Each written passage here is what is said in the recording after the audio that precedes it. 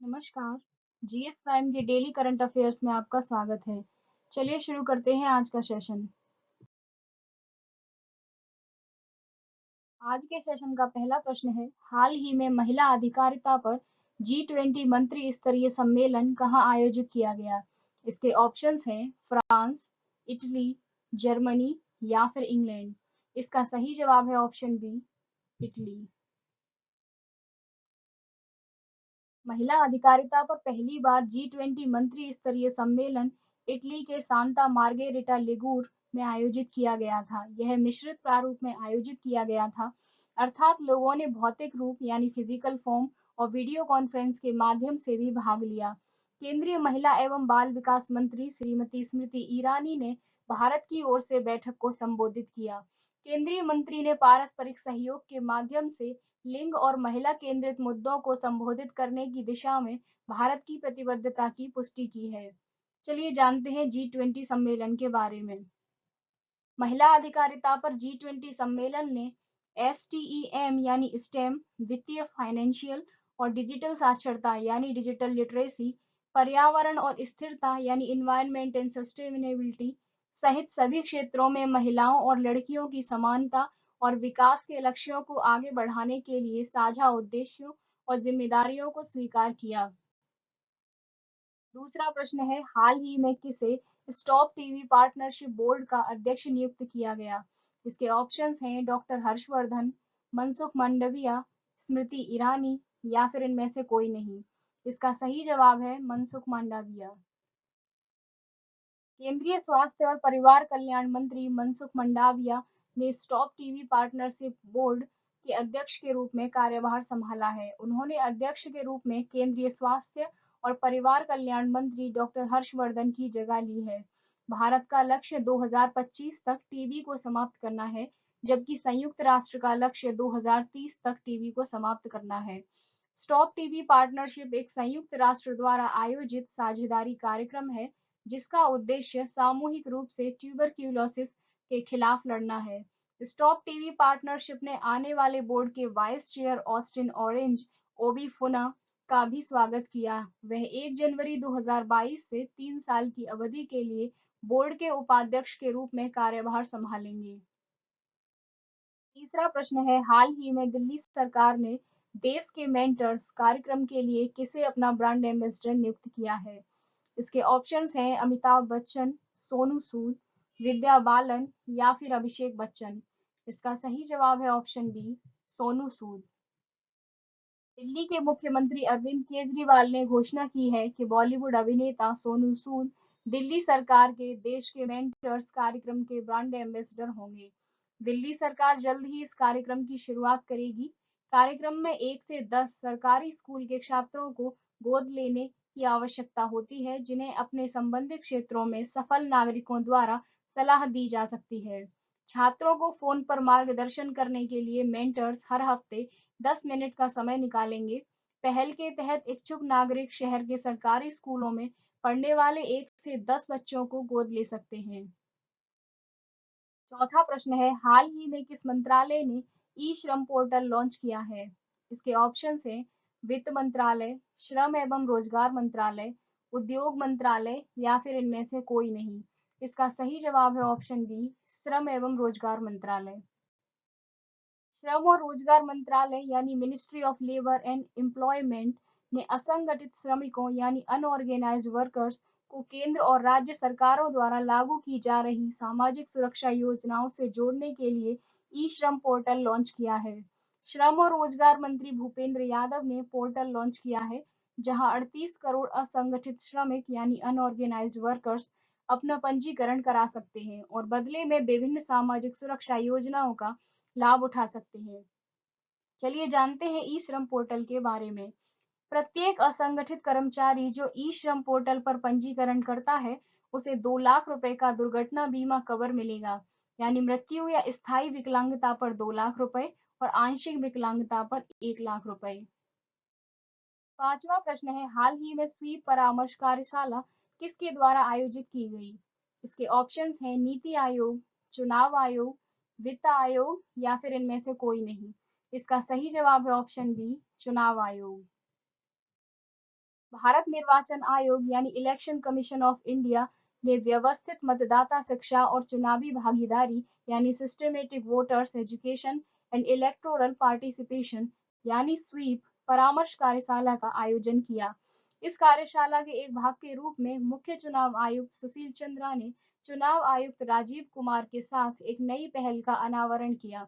2 दिवसीय कार्यशाला का मुख्य उद्देश्य राज्य स्वीप योजनाओं की समीक्षा करना, स्वीप के महत्वपूर्ण पहलुओं पर व्यापक विचार विमर्श करना और भविष्य के चुनावों के लिए एक व्यापक रणनीति तैयार करना था।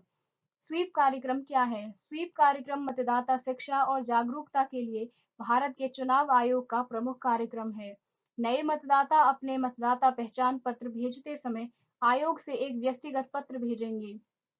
पैकेज में नए मतदाताओं के लिए एक मतदाता मार्गदर्शिका, एक बधाई पत्र और नैतिक मतदान की प्रतिज्ञा शामिल होगी। चुनाव आयोग का गठन 25 जनवरी 1950 को हुआ था तथा इसका मुख्यालय नई दिल्ली में है। चुनाव आयोग की पहली कार्यकारिणी सुकुमार सेन थे। यूनिवर्सल पोस्टल और सीए में कौन सा देश शामिल हुआ है? इसके ऑप्शंस हैं भूटान, भारत, श्रीलंका या फिर नेपाल। इसका सही जवाब है ऑप्शन बी, भारत।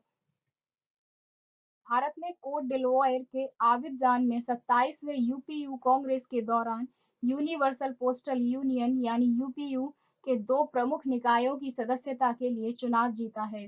भारत 156 देशों में से 134 मतों के साथ प्रशासन परिषद यानी काउंसिल ऑफ एडमिनिस्ट्रेशन सीए के लिए निर्वाचित हुआ।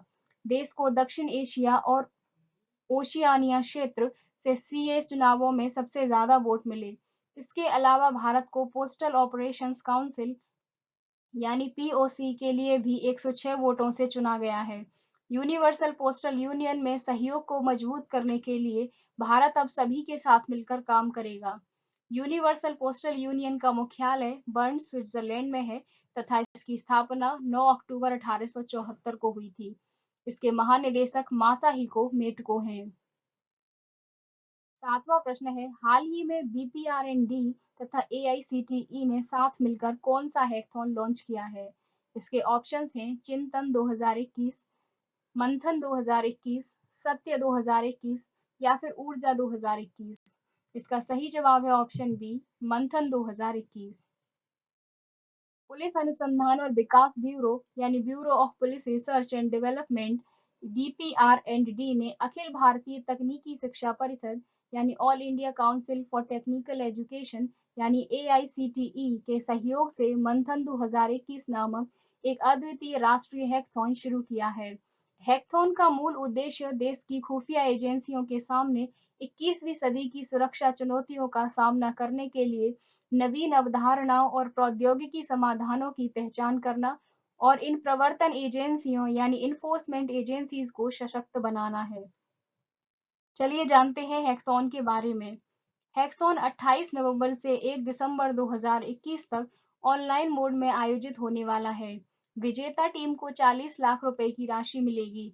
हैकाथॉन नई तकनीकों जैसे artificial intelligence, deep learning, augmented reality, machine learning का उपयोग करते हुए 20 विभिन्न चुनौतियों बयानों के लिए 6 विषयों के तहत आयोजित किया जाएगा।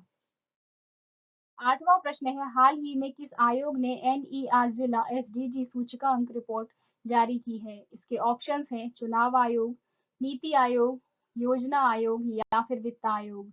इसका सही जवाब है ऑप्शन बी, नीति आयोग। नीति आयोग और उत्तर पूर्वी क्षेत्र के विकास मंत्रालय ने यूएनडीपी के तकनीकी सहयोग से उत्तर पूर्वी क्षेत्र जिला एसडीजी इंडेक्स रिपोर्ट यानी north eastern region district SDG index report और डैशबोर्ड 2021-22 लॉन्च किया है। यह सूचकांक नीति आयोग के एसडीजी इंडिया इंडेक्स पर आधारित है। रिपोर्ट के अनुसार सिक्किम का पूर्वी सिक्किम जिला पूर्वोत्तर क्षेत्र यानी नॉर्थ ईस्टर्न रीजन जिला एसडीजी सूचकांक 2021-22 में सबसे ऊपर है, जबकि नागालैंड के किफायर जिले को रैंकिंग में 103 जिलों में अंतिम स्थान दिया गया है। रैंकिंग में गोमती उत्तरी त्रिपुरा दूसरे जबकि पश्चिम त्रिपुरा तीसरे स्थान पर है। एनईआर जिला एसडीजी सूचकांक क्या है? सूचकांक सतत विकास लक्ष्यों पर अरुणाचल प्रदेश, असम, मणिपुर, मेघालय, मिजोरम, नागालैंड, सिक्किम और त्रिपुरा के 8 राज्यों के जिलों के प्रदर्शनों को मापता है और उसी के आधार पर इन जिलों को रैंक करता है। एनईआर जिला एसडीजी इंडेक्स देश में अपनी तरह का पहला इंडेक्स है और यह उत्तर पूर्वी क्षेत्र पर केंद्रित है। 9वां प्रश्न है, हाल ही में टेड डेक्स्टर का निधन हो गया, वह किस खेल से संबंधित थे? इसके ऑप्शंस हैं हॉकी, क्रिकेट, बैडमिंटन या फिर रग्बी। इसका सही जवाब है ऑप्शन बी, क्रिकेट। इंग्लैंड और ससेक्स के पूर्व कप्तान टेड डेक्स्टर का निधन हो गया है। डेक्स्टर का उपनाम लॉर्ड टेड एक आक्रामक बल्लेबाज और अंशकालिक सीम गेंदबाज थे, जिन्होंने 1958 में न्यूजीलैंड के खिलाफ पदार्पण करने के बाद इंग्लैंड के लिए 62 टेस्ट खेले और 1961 से 64 के बीच कप्तान थे। आज के सेशन का अंतिम प्रश्न है, हाल ही में भारत ने किस देश के साथ mega greater Male connectivity project पर समझौता किया है? इसके ऑप्शंस हैं श्रीलंका, मालदीव, इंडोनेशिया या फिर थाईलैंड। इसका सही जवाब है ऑप्शन बी, मालदीव।